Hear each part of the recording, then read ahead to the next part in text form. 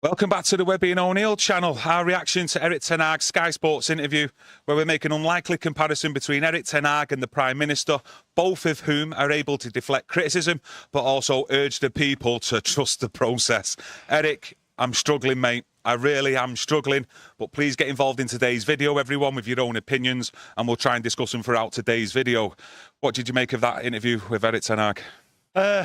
Listen, when everyone's losing their head, what you want to see is someone like a Prime Minister. Now, to be honest with you, I looked at Erik Ten Hag's press conference. Well, it weren't a press conference, it was an exclusive with Sky, wasn't it? It was an interview. It was an interview, and his head and shoulders above. He didn't seem under pressure at all. My job is to find solutions, exactly what a Prime Minister's job is. Now, can Erik Ten Hag do that? Can the Prime Minister do that? Well, you've got to have the belief. And Erik Ten Hag, that interview, he's got the belief. And I also think, listening to it and looking at Erik Ten Hag, I think he's got the backing. That's what I think. That's my opinion, based on what I watched. Listening to Erik Ten Hag, he has got it. He knows he's got the backing. That's how I read it. Now, I might be 100% wrong, and a lot of people out there might be going mad at my comment that he's got the backing and that he needs sacking and all that. Listen, we've heard all that. I just look at the interview. Erik Ten Hag is there, head and shoulders, facing the music. And I thought he did well in the interview, to be honest with you, as interviews go. In terms of interviews, to be honest with you, I don't know who the woman is who actually done the interview, but I think that's the best interview I've seen done with Erik Ten Hag since he's walked through the door here at Manchester United for a woman or a male. Excellent. So hats off to her with that interview, because she's done some probing questions. I don't think Erik Ten Hag can actually do any worse than our current Prime Minister, to be honest with you. He's taking pelters left, right and centre, and rightly so, because of what we're seeing on the pitch. Yeah, an interview that he's done with Sky, you know, very positive, very uplifting, and he does do that week on week.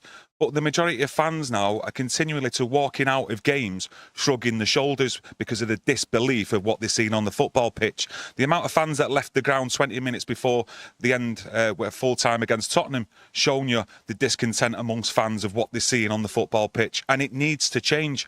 We said last week, I said, I don't know if Webby has said that as well, that he's got the next 3 games to save his job here at Manchester United. And I'm not going to flip-flop on that. I'm going to stick to that. Now, we've all got journalists coming out this week saying he's got 2 games to save his job.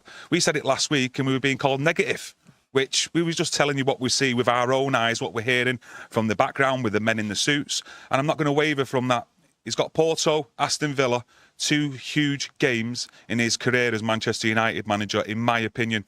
Should he already have been gone? That's another question to ask, which we will get into, but get your opinions in the chat. Yeah, it's a matter of how you look at it. Look, the football's terrible. We know that. Any manager of Manchester United, goes to Anfield and gets beat 7-0, really deserves the sack after that. So no one should have been surprised. I think most people were surprised that he never got the sack after 7-0. Don't matter what your name is. You go to Anfield and you come under tremendous pressure. Whether it's your first game or your 200th game. Doesn't matter. You're going to Anfield. And there's many other games. But he's survived it. And what you have to look at, I look at Sir Jim Ratcliffe. He's coming here, right? And he said, this is the plan. Here's what we're going to do. We're going to transform it. It's going to take time. Erik Ten Hag keeps saying it's going to take time. We're building a squad. We're building for the future. We're bringing young players in. Now, Sir Jim Ratcliffe, the question, it's all down to Sir Jim Ratcliffe, this. Is he prepared to stick with what he said? Young players, we're building for the future. This is the manager we want. And that's the question. And we'll only find that out over the next couple of weeks. It doesn't matter. Some people want him sacked or some don't want him sacked. Listen, I don't want anybody sacked. No, I don't want any manager sacked. Some people deserve it. And on the results, Ten Hag does deserve the sack. But he's our manager, as I see it, and he's getting backed because I see there's a plan. There's a belief in going forward. That's what he's talking about and has been talking. He was asked... You're talking about belief, though, and that's a strong word to use, belief. and being backed when we're seeing the current performance levels that we are doing, not just from Erik Ten Hag, but the players themselves. Now, I've always said, once the players cross that white line, it's up to them to motivate themselves and put in the performance levels that we expect as fans, but it's also on the manager as well to motivate these players, let the players cross that white line with an actual game plan. And to me, some of the decisions that he's been making, Erik Ten Hag, from the start of the season in terms of man management in games with substitutions, changing players from the natural positions, putting them in other positions like Bruno Fernandes on the right-hand side, finished against FC20 on the right. 3 players we had on that game on the right-hand side. Some of the decisions he's making, they're the wrong decisions. So the buck stops with the manager for me. The buck always stops with the manager. But, the question to Erik Ten Hag is, do you believe, that was put to him, do you believe you're all together? He says yes, says all the players are together. And what I'm taking from that, and that's what I'm trying to convey to you, is there's a plan. And he believes that that plan's there. Now, do we believe him that all the players are together? Of course we don't. We know that's waffle. Okay, we know there's certain players on there who aren't giving their all. Some of them are living this millionaire playboy lifestyle, and that's what they prefer to do, right? He's just saying them words, we're all together. He talks about the fans being together. Now, the fans were together against Tottenham, okay? And then when it got to 3-0, we all knew the game was up. Yes, people left and all that. We know that. But will you still be here? He believes that, okay? And then, really, Sir Jim Ratcliffe and Ineos, they're building for the future, and they're the ones what will put Erik Ten Hag in place. That's what I'm trying to get over. They've got a plan. Now, what do we do? Do we keep accepting, right, rinse and repeat, a new manager, new players, the same old, same old? That's the question. And Sir Jim Ratcliffe, this is what I'm trying to convey to you. As Sir Jim Ratcliffe says, no matter what, I know what the problems are in this club, and we're not going to get it sorted by keep changing the manager. Is that what's going on? Is that the belief with Sir Jim Ratcliffe, Erik Ten Hag, and other people inside the club? Do we give it till the end of the year, make the changes what are needed? Why bring in an interim manager now? These are the things what are being discussed. We know that. He's lucky to still be in a job. We all know that. Based on performances and what's going on, right? The buck stops with him. But do we believe in the long-term plan? Are we as supporters having to take the pain or just watch, rinse and repeat, which does absolutely nothing? That's the question we've all got to ask ourselves. Yeah, you talk about rinse and repeat, but just because if Ineos did make that decision to make Erik Ten Hag doesn't mean it's the right decision, because it also doesn't mean that Erik Ten Hag's the right decision in keeping him as manager for the future of Manchester United. Ineos might have it in the brains that Erik Ten Hag is just that step in terms of this process, and he might be the manager for the rest of this season, and then they have other ideas of when the club's actually moved on another season to replace him with a bigger, better manager in their eyes. But I always go back to February with that interview Sir Jim Ratcliffe done with Bloomberg, and he said we based the transfer spend in the summer transfer window based on probabilities of where Manchester United will finish the following season. Now, I'd love to know, and we'll probably never hear Ratcliffe say it, but what their probability is of where Manchester United will finish this season. Because we finished 8th last season. Surely it couldn't be 8th again, or even lower. Well, there must be targets set inside Manchester United, a minimum of where we need to finish. And I don't mean just come the end of the season. Surely, it has to be in key stages. Look, at Christmas, we need to be a minimum league position of this place. To build on, then going into, let's say, February, then at the end of the season. Look, this year, he's talked about this year winning a trophy. That's what he's expecting. And he wants to finish as high as he can in the league. That's what he said in the interview. Now, going further forward, look, we can speculate. Is he the manager long-term? He might not be the manager long-term. Okay, Ratcliffe and Ineos might have him as the manager this year to get us through. Now, stick to the plan, Erik Ten Hag said, and he said it that many times. Well, the question back to him was, well, how long are you going to stick to the plan? And he went, well, we're in a transition. So Jim Ratcliffe, the club is in transition. There's a youth policy going on, buying young players, bringing young players through, and this transition is here. And Erik Ten Hag wasn't given a massive extension of a contract. All what was enacted was that 1-year option. So the plan might be to keep him here regardless. Sir Jim Ratcliffe, is he bothered about money? He says he's not bothered about money. So really, top 4 finish and all that, he shouldn't really be interested in it. He knows from a business point of view. I'm not. Well, football is a business now, and we're customers now. There's a transition going on. So does he stick with the transition? I believe, listening to Erik Ten Hag, not just today, and listening to Sir Jim Ratcliffe and Ineos for the last couple of months, I believe they're going to keep him and they're going to weather this storm. And I think it's the players what are going to come out the other side damaged, because some of these players are clearly not putting it in. If results continue, you do the maths out there based on current results where we'd actually finish in the Premier League come the end of it. So they're going to have balls of steel if these results carry on the same way from now until Christmas, etc. Well, you're going to have balls of steel. So Jim Ratcliffe turned round and said, Erik Ten Hag is the best man for the job. That's what he said. So he's got to have balls of steel. We've got to go through the pain. Ratcliffe's going to go through the pain. Ten Hag, we're all in it together.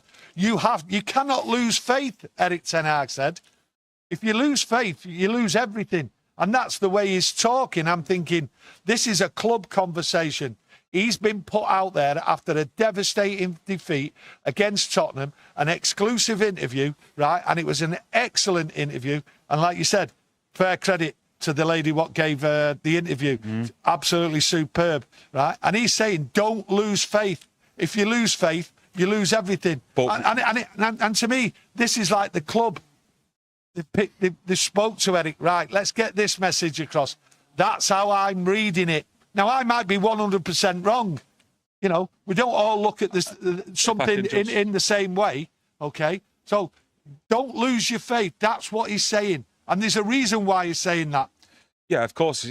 Well, he's got to say that as well. And he talks about the fans not losing faith, etc. And, he's obviously doing the right thing. Like we've just said, we're making comparisons between Erik Ten Hag and a Prime Minister, making sure the fans stay on side, home and away. But you're looking at the results, especially not last week, the week before, was it? The 2 games before that, 20.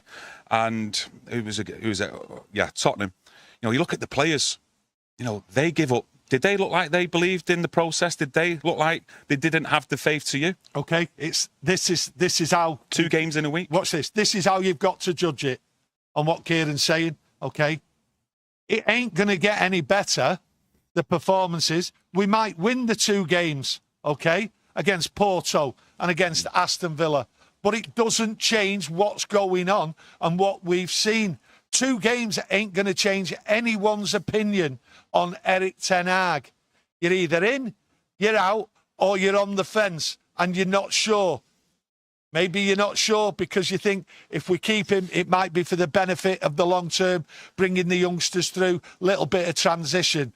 But these 2 results are not going to change anything about Erik Ten Hag, his style, how he sets them up, his man management, or anything. So, for me, if they were going to sack him, there is no need to wait for the next 2 games to see the results. Because even if they lose or they win, it makes no difference. If we win the next 2 games, that's suddenly going to change everything. No, it's not. It's what he does, how he sets the team up, how he is inside the club, okay? So they must see something, what's going on. It's not all down to Erik Ten Hag. And I go back to the transition. He should have been sacked based on the results. That's what people are saying. And I can't disagree with them because the results have been terrible. Not just now, for a long time. We've had some terrible games, some terrible results. So the next 2 results mean jack. Absolute jack to me. Fred, cheers for Super Chat. He says, with questions being asked, do Ineos actually have the answers? Maybe they don't have the answers at the moment. Maybe they are doing what they're doing. They're making changes and they're sticking with the transition. That's maybe. I don't think they've got the answers yet because they've not turned it round. It's going to take a long time. They can't have the answers because they don't want... They've been telling us we're not going to win the league till 2028, so they haven't got the answers. Yeah, with Omar Barada and Dan Ashworth coming out before the Liverpool game about the support for Erik Ten Hag. Yes. If they were to sack him now, it makes it look like their plan isn't a good plan. and that they failed already at the first hurdle in a matter of months. Well, that's going to be hard to take for them to hold the hands up and say we got it all wrong. That means we can't trust them going forward. They know that. Yeah. They'd be no different than any other billionaire owners and other clubs where you just see them, let's back the manager. Next thing you know, they get rid of him. Yeah. These people have come in. They've told us. They've given us all the PR. So if they hold their hands up right now, they are going to look so foolish. And they know, for me, I'm going right in on them. Right in on them. Okay? And lots of other people will go in on them. Right? For not sticking to the word and not knowing what they're doing. Yeah. It's as simple as that. Yeah, no, it is as simple as that. I agree totally with them words. Roy says, is the academy where the focus lies? His speciality is young players. How is this developing? And he has mentioned about some of the inconsistent performances or the poor results, however way you want to look at it, because that lies actually integrating and bedding in some of these younger players. But for me this season, I think the younger players have been better than more than the experienced heads when you look at like Garnacho, Diallo, Mainu, etc., compared to the likes of Bruno Fernandes, Casemiro, etc. Yeah, they won't lose their heads, the young uns. They love playing football. They know there's a future ahead. Okay, they'll run around all day. Okay, they won't give up. Okay, when you talk about the academy, I think the academy is more in line of let's make some money out of the academy. We've not been making money. Yes, we'll get 1 or 2 players through it, but we've been useless, right, in moving academy players on and making money. So that's how I look at the academy. But any youngsters what come through, like what we've seen, they will not stop running around because that's what young kids do. Ruud van Nistelrooy, I've seen a lot in the media this week about if Erik Ten Hag was sacked, that it'd be installed as an interim or the permanent manager at Manchester United. I just want to know your thoughts on that and people out there who regularly join us. Well, he'd be sacked within 6 months. If Ruud van Nistelrooy was an interim manager, he'd be sacked along with all the coaches and everything because anybody they brought in would bring their own coaches in. Now, you know, I've seen out there United fans like, oh, this is the last match. This is the last match. Van Nistelrooy will be in, right? They're giving odds on Gareth Southgate and Ruud van Nistelrooy being the manager. But how can Ruud van Nistelrooy be the manager? He's been brought in by Erik Ten Hag, not Sir Jim Ratcliffe. They've already done the scouting for the managers. They did not scout Ruud van Nistelrooy as a manager, and they chose Erik Ten Hag because they thought he was the best option for Manchester United. You can't bring Ruud van Nistelrooy in because he will be sacked at the end of the season, along with all the coaching staff. Think about it. Omar Barada said Man United or the club expects him to win the league by 2028. Do you still have that belief out there, Reds, that we can actually do that? I'll have that belief if Sir Jim Ratcliffe sticks to the plan and the belief that what Erik Ten Hag is giving out, because then you can see a process and you can see they're keeping to it and they're not worried. They're not worried about the loss of finance or anything like that. They know there's a lot to do. Stick to the plan. How long's the plan? It's all about transition. How long's that transition? Erik Ten Hag wouldn't give a time on it. But Omar Barada gave us a time. So a couple of years and then win the Premier League. So the transition, stick with the plan. Yeah, he did it. Benny McCarthy as well. He come out with some comments. He did say something about his tactics are like right up there or something. It's probably the wrong quote, but you get what I mean by the gist of it. But he said he sort of like lacks the fire, the passion there, as though there's a lack of charisma with Erik Ten Hag. Well, that's been... Is that a problem then? Well, it would be a problem if he's correct, Benny, in terms of charisma, in motivating the players before they step on that pitch in the first half and the second half as well. Well, Benny McCarthy was part of his team. He's part of the team to G up these players and everyone around. Yes, some have got a quiet demeanour. Some haven't got the charisma to go full at it. But if Benny McCarthy thought he wasn't lacking, that Erik Ten Hag was lacking a bit of charisma, surely Benny McCarthy should have took up the slack and added to what he does with the squad, players and everything else like that. And if you're a team, you all work together and you all know each other's weaknesses and you help out. Clearly, Benny McCarthy didn't. Yeah, didn't solve any issues that we seemed to have last season in terms of providing for the strikers. You know, the wide players, how many times did we say last season that they're not putting good enough balls through to service the striker? And I'm still seeing the same old problems, though, this season. I don't know about yous out there. Are you seeing the same old problems? Look, our eyes don't lie. I think the problems are getting worse, to be honest with you. think the problems are getting worse. We've got Xerxes up there, really good link-up player and all that, but that's not what we need. We need goals. We need a striker putting the ball in the net. We're not having it. Are we getting the right tactics, the right players on the wing? To me, I think Erik Ten Hag has prolonged too long with Rashford, but that's my personal thing, and that's not me hating on Rashford. I just think he's persevering too long, and I think Garnacho is the solution on the left wing. I think Rashford's still in Deansgate after running past Ricky van der Ven against Tottenham, instead of making an attempt to track him back. Richie says Berardi knows there's more going on behind the scenes that we will ever know as fans. Yes, that's it's true. Still rotten apples to sort out, hence the timescales. Berardi knows it all. He knows how rotten it is inside there. Erik Ten Hag's not going to come out and slate all his players. He doesn't do that. Once or twice he's come out. Recently he come at Rashford, sort of like. He's done Sancho, but he's not going to. We know it. Look, we know how rotten it is inside, but people aren't looking at that now. They're looking at the results, the game, how it's played, the tactics. Everyone's piling in on it, but the club is rotten, so rotten that I can't even imagine how rotten it is, and I've got some imagination. I'll be honest though, I am actually glad that they've kept Erik Ten Hag for this reason alone. That if they do end up sacking him and results don't improve, etc., at least it's not going to be one of them that what could have been.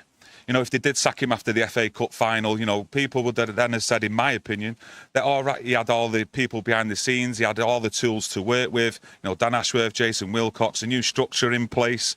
And I'm glad that we've actually got to see that now with our own eyes. So there's no what ifs if he wasn't here this season. The plan is for Erik Ten Hag to work with the people what have been put in place by Ineos. They're all in it together. Why bring somebody in now, right, at this moment in time to sort and stick to the plan? I don't understand it, to be honest with you. Yeah. If there's a long-term plan, you stick to it and you stick to your beliefs. And that's what Erik Ten Hag's saying. Keep the belief. That's the most important message. That's what he's saying. And he believes in the process, what's going on, because he's being told behind the scenes, this is the process. The thing is, though, that's how I see it. You can keep the belief, I can keep the belief, and every single Manchester United fan watching this can keep the belief. But it's whether the players have got the belief, whether the players have got the belief in the tactics and the belief in the manager that he can make the right decisions in them 90 minutes. And I'm not too sure that every single one of them players is fully on board with Erik Ten Hag. 100%. There's a few players there what aren't on board. But if you look at every manager we've had in the last 10 years and longer since Fergie left, there's players who don't have belief in the manager. It's just the way of the world. These are millionaire playboys, okay? And if something gets up the nose, that's it. Personality, all fall out, and then they just jog about. And we're seeing the jogging about. There is players there. But let me tell you this. Ineos know these players there, but their hands are tied at the moment because of these contracts these players are on. Yeah. And when these contracts are running down, that's when they will strike. Yeah, I'm just going to end it there. I'd just like to thank everyone for joining us today, getting involved in the chat. Quite a good, positive chat from everyone in there today, having a sensible discussion about what we've discussed. Erik Ten Hag's interview with Sky Sports, which if you've not watched it, I would actually recommend you go over and watching it because it was a fantastic interview that the woman actually gave Erik Ten Hag. So, yeah, thanks for joining us. If you want to help support the channel, please smash a like on the video and we'll be back tomorrow as ever. So get that notification on and we'll see you again soon, everyone. Much appreciated. Thank you. Thank you.